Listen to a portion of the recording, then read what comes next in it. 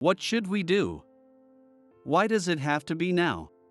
The woman shouting with trembling lips was Sarah, the owner of the restaurant where I worked as a jack of all trades. This restaurant was known for its live piano performances, with a resident pianist playing every day. Among them, the most popular was a young, handsome pianist. His exceptional skills gained traction through word of mouth and social media, drawing more customers to the restaurant. Then, we hit a stroke of luck. A local prominent politician reserved the restaurant. The politician was eager to hear the young pianist's performance and even requested a special piece. But on the very day of the event, the pianist went completely radio silent. At this rate, "Sarah, I'll borrow the outfit," I said. I, the jack of all trades, summoned my courage and stepped forward. "My name is Alex, and I'm 30 years old. I work at a well-known restaurant that's been featured in gourmet magazines multiple times. Even from an employee's perspective, the place is stylish and sophisticated. Of course, it's not just the decor that's top-notch, the food is extraordinary as well. Every time I see customers smile as they take a bite, I can't help but feel a warm sense of satisfaction. Although, I'm not involved in the cooking myself. My tasks are mostly cleaning and dishwashing, the unglamorous side of restaurant work. When I first started working here, I was given various responsibilities, but I froze up and couldn't perform. Eventually, I settled into the role of handling odd jobs. It wasn't just once or twice that I felt ashamed of myself. Why am I so incompetent? That thought consumed me, steadily eroding my self-esteem. The kitchen staff and waitstaff seemed to shine so brightly to me. Even as they moved about briskly, their faces showed a sense of fulfillment, and their dedication to their work was palpable. And then there were the resident pianists. A grand piano graced the restaurant, and the talented pianists performed daily. Their beautiful classical music matched the restaurant's ambience, contributing to its welcoming atmosphere. The effort they must have put in over the years radiated through their confident performances. Their upright postures and radiant expressions exuded an undeniable charisma. I couldn't help but feel like everyone else working here was out of my reach, standing on a higher plane. Especially Michael, the restaurant owner. Not only was he skilled in both the kitchen and the dining floor, but he could also play the piano effortlessly. He was the very embodiment of perfection, like someone from another world. What's more, he was gentle with everyone, always wearing a warm, serene smile. In short, he was a flawless gem of a person, inside and out. He never treated me, the perpetual odd jobs guy, with disdain. Instead, he often spoke to me with heartwarming kindness. "Don't worry. Just do your best at your own pace," he would say. Those words saved me countless times. I wanted to repay Michael. He had once said, "Alex, there's something I'd really like you to do." Agreeing to his request would have been the perfect way to return the favor, but I couldn't bring myself to say yes. And so, 5 years passed since I started working here, still stuck in the same role. I kept telling myself to go at my own pace. If I did, maybe one day I'd finally be able to meet Michael's expectations. That thought motivated me to do my best, even in my small way. However, Michael had passed away. He collapsed in the kitchen and was rushed to the hospital, but he never regained consciousness. He didn't respond to the staff's calls by his side, nor did he so much as flutter his eyelids. I couldn't believe it. I told myself that if I went to the restaurant, he'd greet me with his usual smile, just like always. But no matter how many times I showed up for work, he was nowhere to be found. Of course, I wasn't the only one mourning his loss. Everyone at the restaurant wore somber expressions, the weight of grief hanging heavily in the air. The lights inside the restaurant seemed dimmer, even though none of the bulbs were out. The live piano performances continued as usual, but for some reason, the music seemed quieter than ever before. We have to protect the restaurant Michael cherished so deeply. With that thought, the staff devoted themselves to their work, but confusion and a tense atmosphere gradually took hold. It was the arrival of a new owner that brought order to the chaos. Michael's own daughter, Sarah, stepped in to manage the restaurant. Contrary to expectations that she might resemble her father, Sarah's personality was the complete opposite of his. There was no trace of his warm smile. Instead, her face wore a perpetual scowl. She never spoke kind words to the staff, issuing commands in a cold, clipped tone. When I learned she was my age, I initially felt a sense of camaraderie, but her stern demeanor made her seem much older and far more intimidating. One day, "Why are you so inefficient? Please work more effectively." Sarah's sharp voice rang out in the kitchen. She had come to observe the kitchen staff and, finding their methods lacking in her eyes, began demanding improvements. Everyone averted their gaze, unwilling to meet Sarah's eyes. Even Daniel, the head chef, seemed lost for words, his mouth opening and closing as he struggled to figure out how to respond. True, this restaurant often took its time with each task. But that wasn't because of inefficiency, it was in line with Michael's philosophy. If we cut corners, the customers will notice. Every step of the process should be carried out with care, so everyone who dines here can enjoy the best tasting dishes. Michael often shared those words with us. Daniel tried to explain, prefacing with all due respect, but Sarah didn't listen at all. "It doesn't matter what my father said. I'm the owner now. Forget the old way of doing things and follow my instructions from now on." Her sharp words, paired with a piercing glare, made it clear she wasn't going to change her mind. Daniel, unable to argue further, reluctantly replied, "Understood," his face a grimace of suppressed frustration. From that day on, the kitchen shifted to an efficiency-first policy, but it didn't go unnoticed by the customers. While working, I glanced around the dining area and saw that the once blissful expressions of diners had turned to slight frowns and tilted heads. I even overheard comments like, "It's good, but it tastes a little different somehow." Michael's words echoed in my mind, "If we cut corners, the customers will notice." Daniel seemed to be thinking the same, sighing frequently as if resigned to the inevitable. If we kept working like this, the restaurant's reputation might start to decline. One day, as an uneasy atmosphere lingered among the kitchen staff, Sarah gathered everyone together, saying, "I have something to discuss." We all stood there, question marks practically floating above our heads. Sarah stood before us, with a young man positioned behind her. His features were so striking he could have been a model, and standing next to the beautiful Sarah, they looked like a perfect picture. "This is Kyle," Sarah announced. "He'll be the restaurant's new resident pianist starting today." With a slight bow, Kyle introduced himself. According to Sarah, he was a graduate of a prestigious music conservatory. His confident posture made that easy to believe, and I nodded to myself in understanding. He raised his head and surveyed the surroundings with great interest. His expression seemed to say that, "So this is where I'll be performing from now on." As I followed his slow, deliberate gaze, our eyes suddenly locked with an unmistakable intensity. When his gaze met mine, it locked in place. Flustered, I looked away, but I could still feel his intense stare. What could it mean? As I awkwardly glanced at his shoulders, I realized something. His height and build were nearly identical to mine, like a carbon copy. He must have noticed the same because he openly scrutinized me from head to toe before finally turning his attention back to the group. "Let's have Kyle perform for tonight's dinner service," Sarah declared. Kyle's piano skills were exceptional, earning admiration even from the seasoned staff and other resident pianists.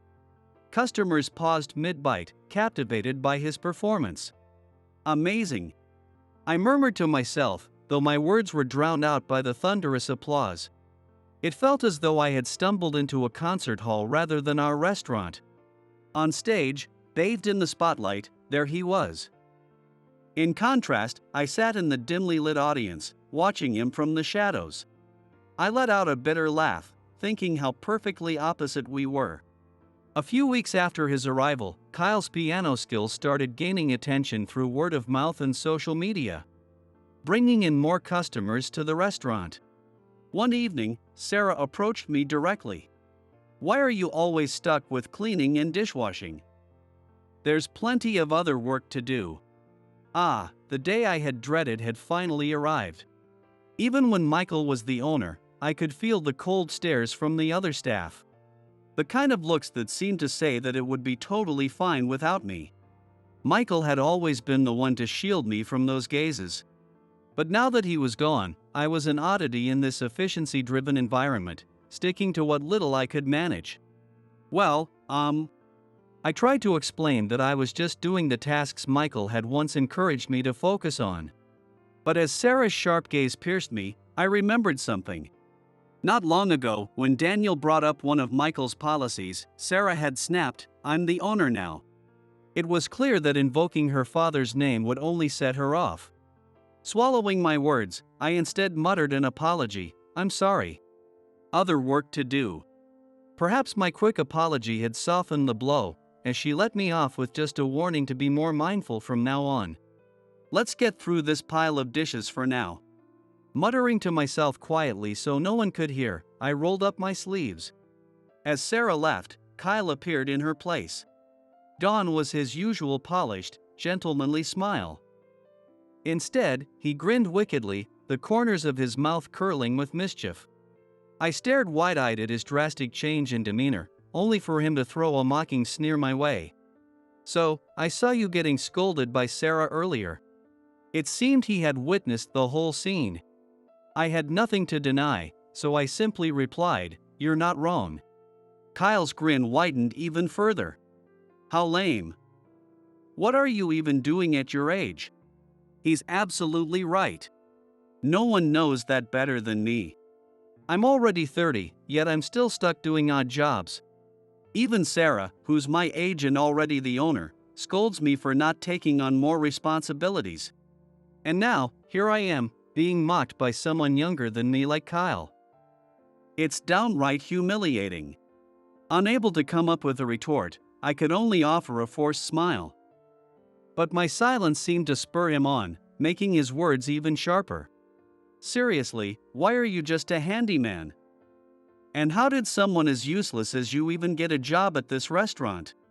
"I'm here because the previous owner," I began to explain, frustrated and determined to defend myself. I thought this might stop the ridicule, but Kyle cut me off with a sneer. "Oh, never mind. You don't need to explain. Your background is just as useless as you are." His words completely derailed my attempt to speak, leaving me with no choice but to plaster on a vague smile and mutter, "You're right." I knew there was no point in continuing. Kyle wasn't the type to actually listen. However, it became apparent that while he had no interest in hearing others, he was eager to talk about himself. "You know," he began smugly, "a valuable background is one that belongs to someone extraordinary, like me." He spread his arms dramatically, like a speaker on stage. "Did I tell you? I graduated as the top student from a conservatory of music. That's incredible." I wasn't trying to be sarcastic in the slightest. It was genuine admiration that made those words come out. At the same time, a question arose in my mind. Did you ever consider joining an orchestra? With your level of skill, you could make a name for yourself internationally. The moment the words left my mouth, Kyle's demeanor shifted drastically. His face grew tense, and his shoulders began to tremble. His fists were tightly clenched, making it seem like he might lunge at me at any moment. "Shut up, you amateur." Startled, I instinctively braced myself as he shouted angrily and stomped away in an exaggerated manner. Months passed since Kyle had joined the restaurant. Though he had adapted to the environment, his condescending attitude had become his defining trait. In fact, it seemed more accurate to say his mask had slipped, revealing his true nature. He wasn't just mocking me anymore, his scorn extended to Daniel and even the veteran cleaning staff. "Are you seriously charging people for food like this? Is the floor really clean? Why don't you crawl on your hands and knees to check?" His harsh words left the staff fuming, veins visibly bulging on their foreheads. Even when someone retorted, "Don't talk like that," or pleaded, "Stop ruining the atmosphere," it had no effect. Eventually, Kyle even started mocking the restaurant itself, calling it a dump. When confronting him proved futile, the staff turned to Sarah, the owner, for help. Surely, if Sarah, as his boss, gave him a firm warning, Kyle's behavior would improve. However, it became painfully clear that this assumption was far too optimistic. Kyle's attitude is going to destroy this restaurant from the inside. The staff pleaded. Please, Sarah, you need to be firm with him. But Sarah's response was simply, can't you all just get along? She claimed to have warned him, but judging by Kyle's continued freewheeling behavior, it didn't seem to make much of a difference. To him, her words was not big deal. What's with that guy? How much longer does he need to keep mocking everyone before he's satisfied? The complaints in the staff room grew more frequent. Their frustration was directed not only at Kyle himself but also at Sarah for allowing his behavior to continue unchecked. Sarah's no better. Does she think talent makes up for a broken personality? I listened silently from a distance, sighing softly to myself. I thought that it can't be helped. Kyle's performances had brought in more customers than ever, pushing the restaurant to its busiest peak in history. Given that, letting him go wasn't an option. Sarah was likely balancing the risk of removing Kyle against the need to sustain revenue, struggling with the decision. Amid this tension, a prominent local politician reserved the restaurant for a dinner gathering. It was the most significant event in the restaurant's history. Let's give it our all, Sarah declared, her eyes alight with determination. In contrast, the staff's faces were clouded with unease. Demoralized by Kyle's behavior, we were no longer in a state to work as a united team. Could we really satisfy such an important guest? Could we even pull this off? Despite those doubts, we had no choice but to move forward. Despite the tension, the staff pressed on with preparations for the big day. They reviewed the menu, procured ingredients, and worked on the necessary prep. Even Kyle, surprisingly, started practicing the piano every night after closing. Can you believe it? That overconfident guy is actually practicing. You'd think he'd just say, "This is easy for me," and call it a day. Watching him from the shadows as he focused on the piano, we whispered among ourselves. The sound of his playing echoed through the empty restaurant. Every time he paused, he muttered, "This isn't good enough," his dissatisfaction clear. He repeated the same phrases over and over, striving for perfection. Maybe he's just clumsy, but deep down, he might be serious about his work, someone murmured. The others nodded silently in agreement. Gradually, the tension directed at Kyle softened, and the hostile atmosphere began to dissipate. Sensing this shift, Sarah visibly relaxed, exhaling a small sigh of relief. But then, disaster struck on the day of the politician's reservation. "Sorry, I'm late," Sarah said, bowing slightly as she arrived after being delayed by another task. She then asked, "Has Kyle arrived yet?" But the staff's uneasy reactions made the answer clear. Exchanging glances, someone hesitantly replied, "No, not yet." Since that morning, no one had been able to contact Kyle. At first, we thought he might have overslept due to nerves, but every call only resulted in the same lifeless dial tone. After waiting a bit, they tried calling him again, but there was still no response. In other words, Kyle had gone completely silent and unreachable. You've got to be kidding me. Why now, of all times? Sarah's already pale face lost all its color, turning as white as paper. Her lips quivered, and for the first time, her usual cool composure was replaced by visible agitation. The ticking of the clock sounded unbearably loud, as if accusing us of our helplessness.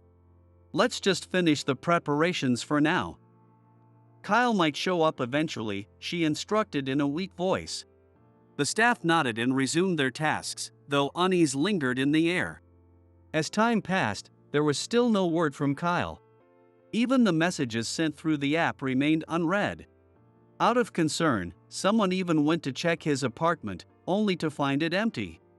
Sarah had muttered earlier, "Why now of all times?" but perhaps it was precisely because of the situation.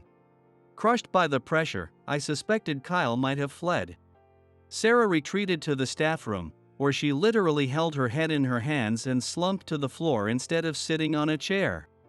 Her usual commanding presence was nowhere to be seen. It wasn't just her.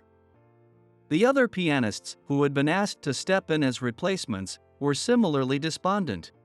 When asked if they could perform in his place, they all shook their heads in unison. The piece scheduled for today, Islami, is far too difficult. None of us could handle it on such short notice, they admitted. The room filled with an oppressive sense of panic and hopelessness. Then what about a different piece, someone suggested, trying to salvage the situation, but Sarah firmly shook her head. For this reservation, the politician had made a specific request for a piece in advance. It was the Oriental fantasy Islami. It was the promise of having a pianist skilled enough to play it that had secured the reservation. What would happen if the politician found out the performer was missing? What if we switched to a different piece to suit our convenience? It was easy to imagine the disappointment and potential fallout. We have to perform Islami, no matter what. Sarah whispered, her words heavy with despair. Surely, their hearts were filled with a sense of guilt. They probably felt sorry that they couldn't step in as substitutes. No one had any suggestions to break through the impasse. The room sank into a suffocating silence, weighed down by hopelessness. In that moment, Michael's words resurfaced in my mind. Just do your best at your own pace. His kind voice had pulled me through countless struggles. Is there something I can do? If ever there was a time to repay him, wasn't it now? Michael was gone, but the restaurant he cherished was facing a crisis. Wouldn't saving this situation be the ultimate way to repay my debt? To motivate myself, I clenched my hands and steeled my resolve. Then, lifting my head, I walked over to Sarah. Sarah! I'll borrow the outfit.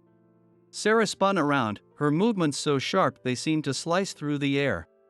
The other staff stared at me with disbelief. But I was completely serious. Fixing my gaze on Sarah, I asked, if someone can play Islami, there won't be a problem, right? As Sarah nodded, I added more to my words.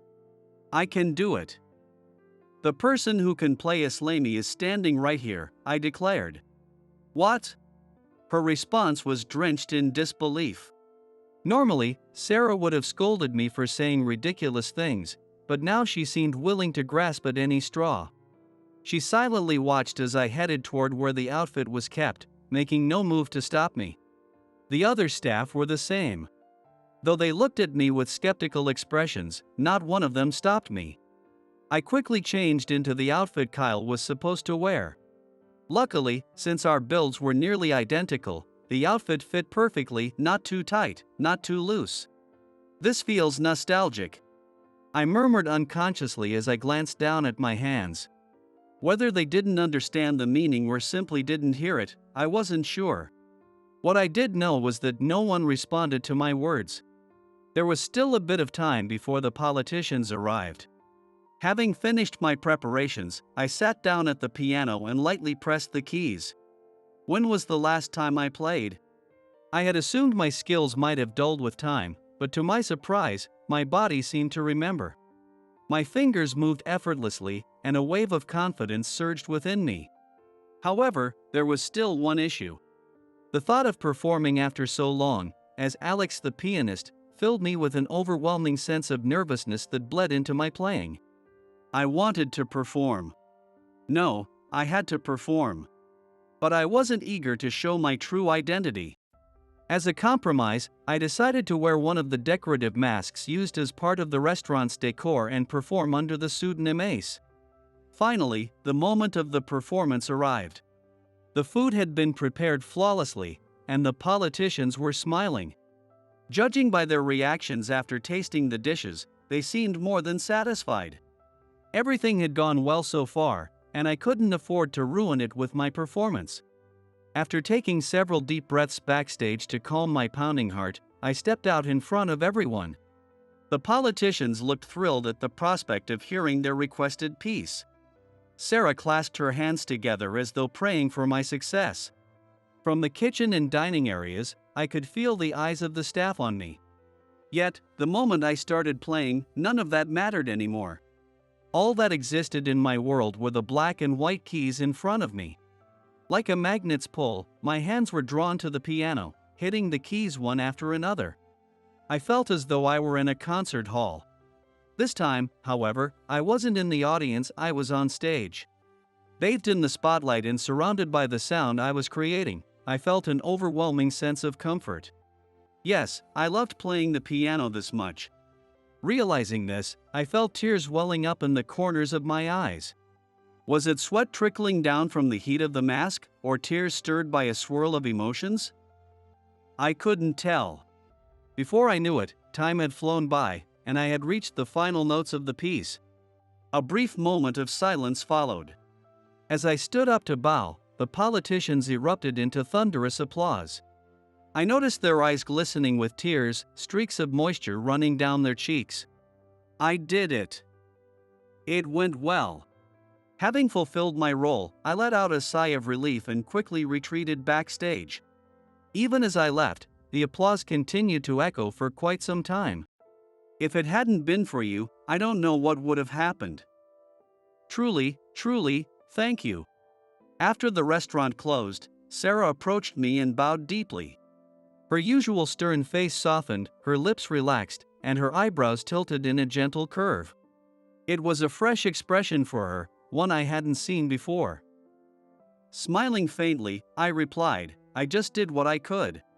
"I'd like to ask you something," Sarah said, straightening up as she spoke. She probably wanted to ask why I could play the piano, and more importantly, how I managed to perform such a challenging piece. Her next words confirmed my guess. At this point, there was no reason to hide it. I decided to share my background. Actually, I used to attend a music conservatory. After graduation, I spent some time performing with a team overseas. What? Sarah wasn't the only one who shouted in surprise. The chefs, waitstaff, and even the other pianists joined in with their astonishment. Feeling a bit embarrassed by their praise, I scratched the back of my head and chuckled, "I'm just glad I haven't lost my touch." I silently hoped no one would notice how warm my cheeks and ears had become. I had been learning piano since I was a child. It wasn't because my parents forced me into it, it was my own choice. I had been captivated by a professional performance I saw on TV and couldn't get it out of my mind. "I want to play like that," I had declared. That excitement never faded, no matter how many years I practiced. The joy I felt with every improvement. The praise I received from my parents and teachers. I became increasingly engrossed in the piano, and by the time I was in high school, I had a clear goal, which is to become a world-class pianist.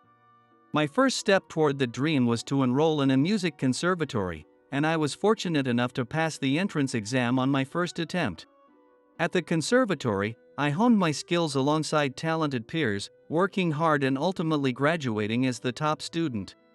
After graduation, I joined a performance team in Paris, living my dream as a pianist. I remember vividly when things began to go awry. It was when our team welcomed a new member, Ryan. He had been a classmate of mine at the conservatory, also majoring in piano. Ryan was brought in as part of a new initiative to include piano duets in our performances. He hadn't been directly scouted by the team, he'd applied through an open recruitment process and was selected. Well, if Alex knows him, there shouldn't be a problem. The team members reassured me with those words, but deep inside, an indescribable sense of unease lingered in my chest. Ryan was undoubtedly talented, having graduated as the second highest student in our class. However, his personality posed some challenges. He was fiercely competitive, envious, and prone to extreme behavior. In truth, Ryan wasn't supposed to be second. There had been another brilliant pianist between us, someone whose skill was unquestionable. From the start of our time at the conservatory, the three of us had been known as the top three. The other top student and I fueled our rivalry with a healthy competitiveness, focusing on improving each other's skills rather than obsessing over rankings. We would sometimes listen to each other's performances, offer constructive advice, and incorporate what deserved praise. Ryan, however, was a bit different. It seemed he had a mindset of that he alone deserves to be number one, and he would crush anyone in his way. To target the second-ranked student, he resorted to underhanded tactics, such as hurling insults and even hiding essential sheet music, relentlessly sabotaging them. Eventually, the second-ranked student dropped out of the conservatory. Perhaps Ryan had planned to target me next, but before he could, graduation arrived, and I narrowly escaped his grasp. Never in my wildest dreams did I imagine ending up on the same team as him after graduation. It was easy to imagine the kind of treatment I would face. And sure enough, he used every possible tactic to try and drive me out. He spread false rumors, claiming Alex had a bad reputation in school. He didn't deserve to be valedictorian, he cheated his way to the top. He sent anonymous emails to my work account, filled with insults like, "You're terrible," and "You're a burden to the team, just quit." After enduring this for a year, my mental health deteriorated. I began having nightmares where Ryan appeared to hurl insults at me, leaving me unable to sleep. The thought of facing him gave me severe stomachaches before practice, nearly every time. Even when I managed to show up, my heart would pound uncontrollably during performances, my hands would sweat, and I'd fumble the keys. My physical health began to suffer alongside my mental well-being. "I really am just a burden now, aren't I?" Ryan's words echoed in my mind, and I couldn't stop blaming myself. Eventually, I left the team. I spent a few days packing my belongings, preparing to return to Japan. The night before my departure, I decided to have one last meal in Paris and headed to a high-end restaurant. I wanted to leave with at least one good memory. By chance, I happened to meet a Japanese there. We hit it off quickly. As we were both dining alone and preparing to return to Japan soon, that person turned out to be none other than Michael, the former owner of this restaurant. He was in Paris training as a chef. Though he had started late in life, he was determined to return to Japan and open his own restaurant. He told me about his vision, a restaurant with live piano performances instead of background music. Enough about me. Tell me about yourself. What were you doing in Paris?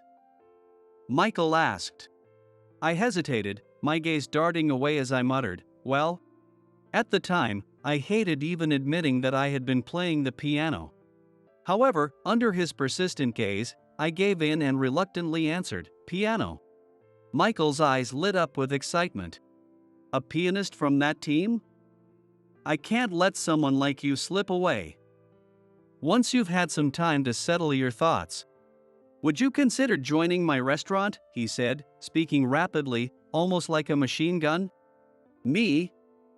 Play piano again? I wanted to refuse, but I thought that I've come this far because I love the piano and my feelings would change over time. Before I knew it, I was nodding in agreement. The next day, I returned to Japan and began working at his restaurant. Though I never played the piano again while Michael was alive, performing recently and receiving applause gave me a small boost in confidence. A few months later, the story of the mysterious ace spread after a restaurant interview, sparking interest. There were even people trying to scout Ace away to other establishments. Today, someone else had arrived asking to meet Ace. Sarah approached me, holding out a business card. It bore the name of a famous music company, along with the person's name, contact details, and photo. When I saw it, my eyes widened. It was Ryan, the very person who had driven me out of the team. Back then, I had been too exhausted to feel anger, but seeing his face again, a fiery rage ignited within me. "If you're too busy, we can decline," Sarah said. But that burning feeling fueled my resolve, and I replied immediately, "I'll meet him." Wearing my costume and mask, I entered the meeting room. Sure enough, it was Ryan. His face unchanged despite the 5 years that had passed that only made my anger burn brighter. He had no idea I was glaring at him from behind the mask. Instead, he smiled brightly and said, "It's an honor to meet you," while rubbing his hands together. What an insincere smile. Surely, there was something dark lurking beneath it. "What brings you here today?" Sarah asked politely. Ryan eagerly pulled out a company brochure and handed it to us. "We would love for Ace to join our company as an exclusive pianist," he declared. I slowly reached out, took the brochure, and began flipping through its pages. Seeing my reaction, Ryan seemed to believe he had secured a favorable response and began talking rapidly. "Someone with your talent shouldn't settle for a mere restaurant. Sarah, don't you agree it's a waste to keep him isolated here?" Even though he was here for business, his words were incredibly rude. It seems that a person's true nature is something that rarely changes. It's like watering a withered flower, it simply won't come back to life. "You arrogant jerk. Even as an adult, your rotten core hasn't changed, Ryan," I shouted, pulling off my mask. When my face emerged, Ryan froze, his jaw dropping as if it might unhinge. His wide eyes silently asked why I was here. I briefly explained what had happened after he drove me out of the team. Ryan, now pale, stammered in a hoarse voice. "That's impossible. Why are you playing the piano again? I made sure to crush you and implant that trauma." It was true, because of Ryan, I couldn't bring myself to play the piano for a long time. But the love I had for the piano and the years of practice were ingrained in me. It all came rushing back when I performed at the restaurant. "There's no way someone like you could destroy those feelings," I shot back. "Damn it." Perhaps startled by my outburst as I stood up, Ryan stumbled out of his chair, ready to flee. "You're free to leave," I said, "but just so you know, this conversation has been recorded." Hearing that, Ryan glared at me but didn't respond, leaving the room with slumped shoulders and an air of defeat. His eyes lacked their usual menace, and there was no sense of intimidation. "What was that all about?" Sarah asked, shrugging and chuckling at the now quiet room. I smiled faintly and replied, "Who knows?"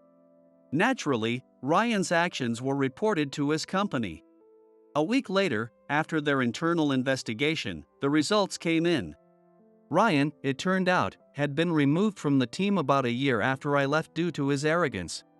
After returning to Japan, he joined his current company in a scouting role, but his condescending attitude earned him a poor reputation.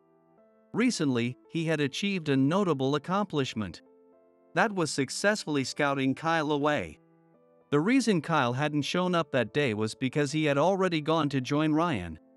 However, after causing multiple scandals involving women and treating others with the same disdainful behavior he'd shown at the restaurant, Kyle's contract was quickly terminated. Where Kyle is now or what he's doing remains unknown. Meanwhile, Ryan's other problematic actions came to light, leading to his dismissal for damaging the company's reputation. As for Ace, my name began spreading further. I was invited as a guest performer at concerts and even played for welfare facilities and municipal events. Despite these opportunities, I had no intention of going independent or joining another company. I believed that making my piano famous and helping the restaurant thrive was the best way to honor Michael's memory. One day, after returning from a guest performance, I heard the sound of piano music at the station. "Ah, a street piano," I thought and walked toward the source. To my surprise, it was Kyle playing. A crowd had gathered, captivated by his performance, with murmurs of admiration. "He's amazing, and what talent!" A small camera was set up next to the piano, suggesting he might be live streaming. There was even a sign with what appeared to be his social media handle. So, he had chosen a different path but continued playing. When he finished the piece, applause erupted from the crowd. I joined in, clapping my hands with the others. "Any requests?" Kyle asked, smiling warmly. A young boy in the front, who looked about kindergarten age, called out, "Acorns rolling." The cheerful atmosphere made me smile as Kyle, still grinning, replied, "Okay," and began playing. It seemed his arrogance had faded, leaving behind a much humbler version of himself.